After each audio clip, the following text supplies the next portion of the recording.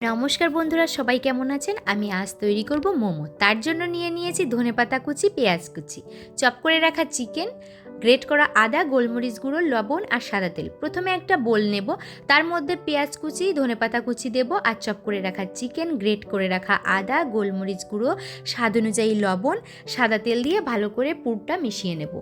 তারপর আমি রেডি করব একটা ময়দার ডো। তার জন্য আমি একটু লবণ উষ্ণ গরম জলে ময়দাটা মেখে ছোটো ছোটো লেচি কেটে পাতলা পাতলা করে রুটি করতে হবে, একদম যতটা পাতলা করা যায়। তারপর রুটির মধ্যে পুর ভরে সাইড দিয়ে জল লাগিয়ে মোমোটা ফোল্ড করে নিতে হবে। তো আমি দার্জিলিংয়ে গিয়েছিলাম, ওখানে দার্জিলিংয়ের একটা আন্টির কাছ থেকে আমি রেসিপিটা নিয়ে আসি।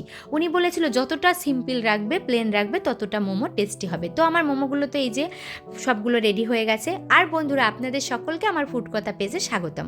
আর এই যে এখানে কড়াইয়ে জল গরম করে তার উপর একটা ছিদ্র প্লেট বসিয়ে তার উপর মোমোগুলো দিয়ে এবার ঢাকা দিয়ে দেবো আধা ঘন্টার জন্য। তারপর আমার হয়ে যাবে মোমো। আর এই যে মোমোগুলো হয়ে গেছে, দেখুন পুরো সবজিগুলো বাইরে থেকে দেখা যাচ্ছে, এতটা পারফেক্ট হয়েছে। আর আমার রিভিউটাও খুব ভালো এসেছে এখানে, একদম দোকানের মতো, একদম ঠিকঠাক দিয়ে দিবা। একদম দোকানের মতো। সত্যি রিভিউ দিচ্ছ তো? সত্যিই বলছি, খুব ভালো। মা তো আমাকে খুব ভালো রিভিউ দিয়েছে, আপনারাও তৈরি করুন। দেখা হচ্ছে আবার।